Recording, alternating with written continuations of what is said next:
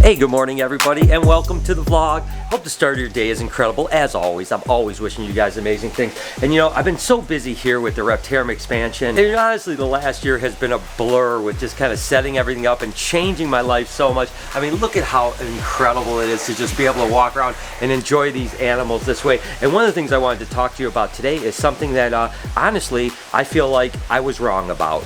And what I mean about that is that life is a journey, right? And you're always figuring new things out, what's best for the animals, what's best for your life, and so on like that. Obviously, this beautiful scaleless Texas rat snake, it's just something I admire. As I'm going through and just opening up enclosures, I mean, always admiring the animals. But the thing I really feel like I was wrong about, and it's kind of continuing to bother me, so I wanted to talk to you about it, is that I've said before that, you know, some snakes obviously thrive really well in rack systems. There's no doubt that ball python seems to do really well in rack systems. And honestly, rack systems can be a really good alternative to keeping into a naturalistic type of cage. If you're a breeder in particular, there's a lot of commercial issues with it and so on like that. But my point is that I said in the past that if you were to put a plant in a cage, if I was to take this plant in this cage and put it right here, and what I said was that I didn't think it mattered, that that snake didn't care if that plant was in a cage, and it only made us feel better.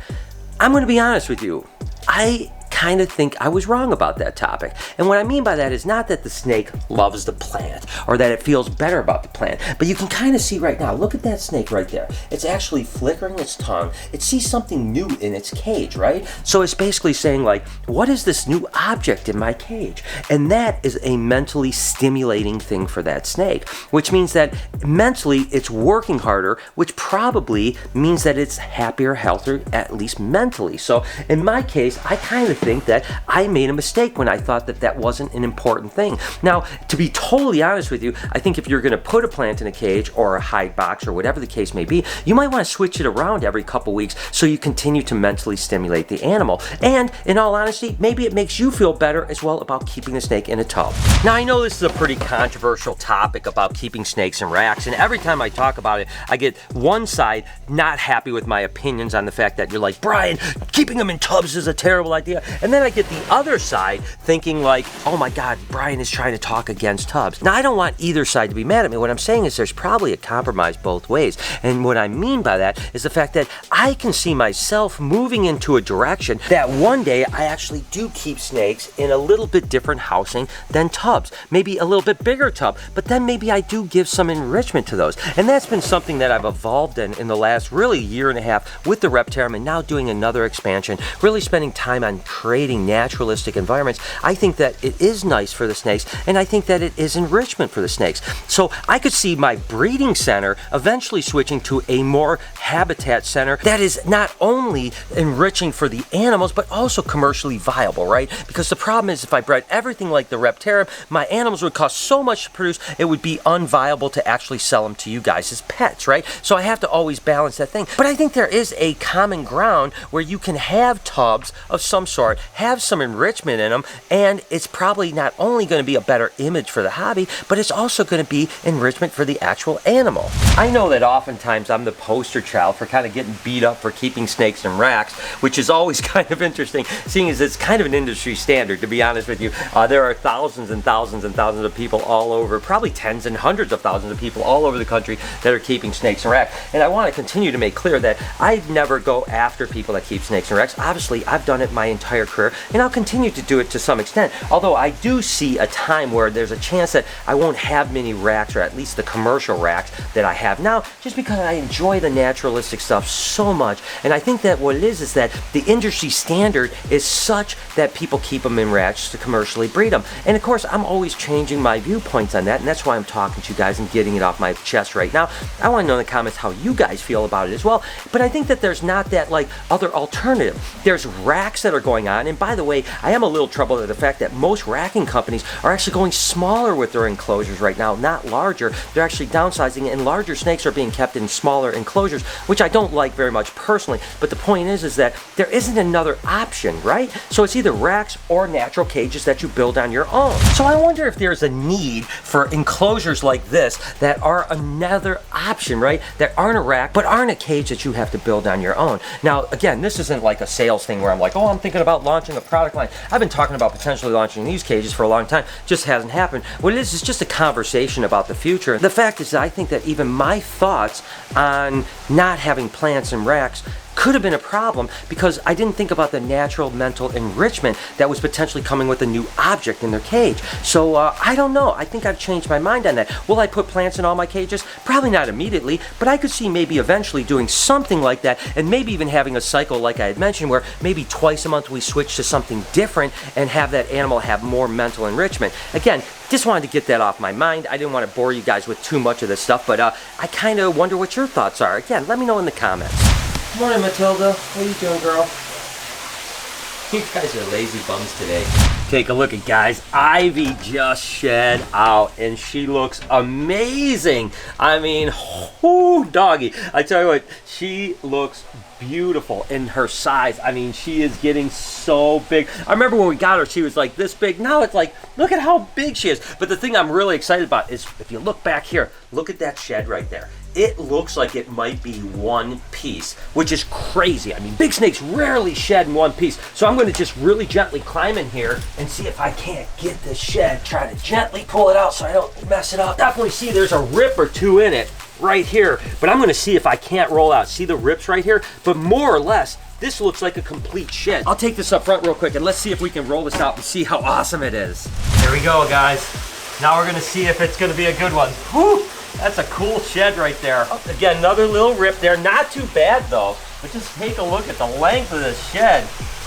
Oh my gosh, this is a good one. Like I said, this is rare. We hardly ever see a big snake like this shed like that. It looks like we're gonna get right to the head. And let's see what the head looks like. I'm not gonna lie to you guys, this doesn't smell too good. A lot of times snakes will actually pee as they're shedding too. I think it helps lubricate a little bit, but whoo!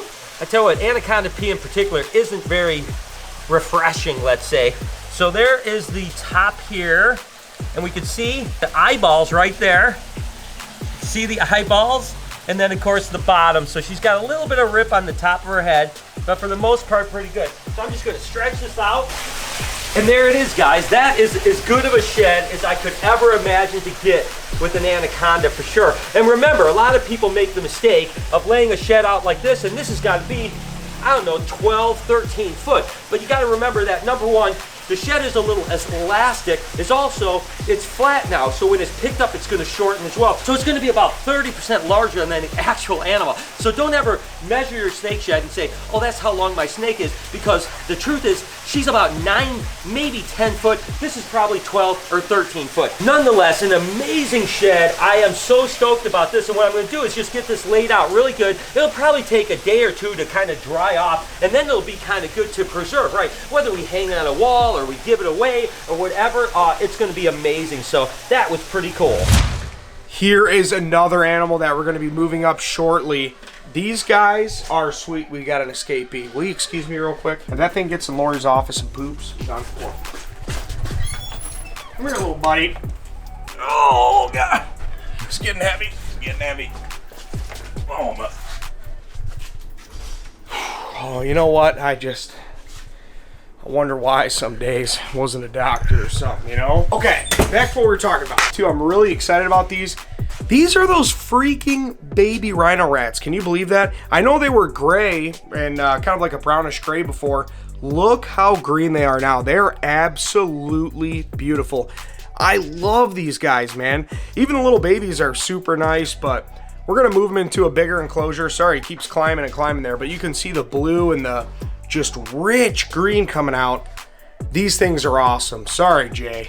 No, dude, he's great. Keeps coming right at you. He's a natural. He is a natural, but they are getting really big, so we definitely want to move these up, make sure they're good, but they're lanky little snakes, aren't they?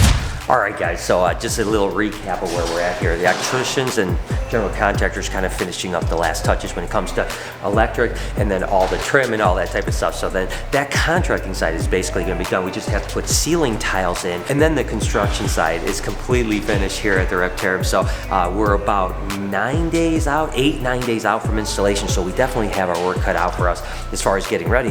But I'll be honest with you, I hate to say this, I might be a little ahead of schedule. I thought it was gonna be like right up to the minute. So basically all I have to do now is figure out the pallet jack, the wheels. I have to build the stands that the actual enclosures are gonna sit on because they're gonna be 11 inches off the ground.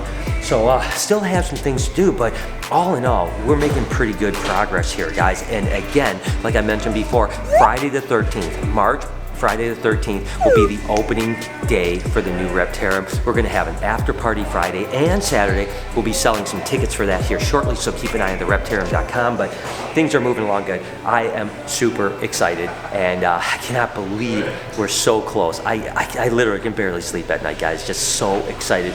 I know that day before I am gonna be freaking out. Interesting, guess who else shed today? Of course, Lucky, the Amazon tree boa in here. Looks like a beautiful shed. Again, much like Ivy, the Anaconda Shed. Oop, I just tore it up there. Wouldn't you know it? But look at that. That is a beautiful shed. One complete piece. That's awesome.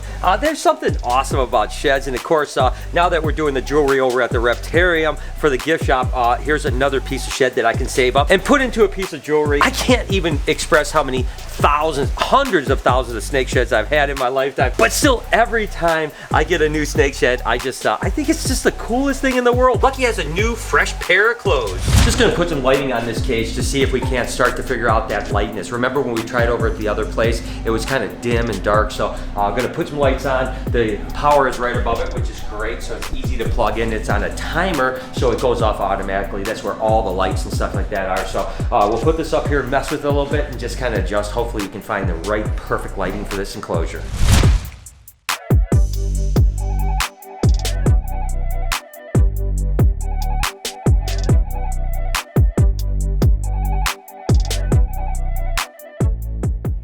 Yeah, I think this is absolutely perfect. Again, we got some basking here where we'll heat up this area here. It's a little dim on the bottom, but to be honest with you, that doesn't bother me at all. We'll get a lot of foliage out, so we have to touch up all the screw marks and foam stuff. So have some work to get completely finished, but it looks like the lighting worked out great. This is gonna be absolutely beautiful. And in all honesty, guys, this whole setup here turned out better than I even envisioned in my head. So let's hope the rest of the place turns out that way.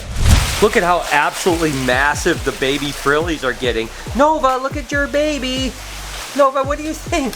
They are getting so huge. At some point, we're gonna have to decide what we're gonna do with these things, because again, we still have 11 of them, just kind of raising them up, but they're absolutely cute. I think Nova's happy to see his little baby. And by the way, this one's named Big Mac.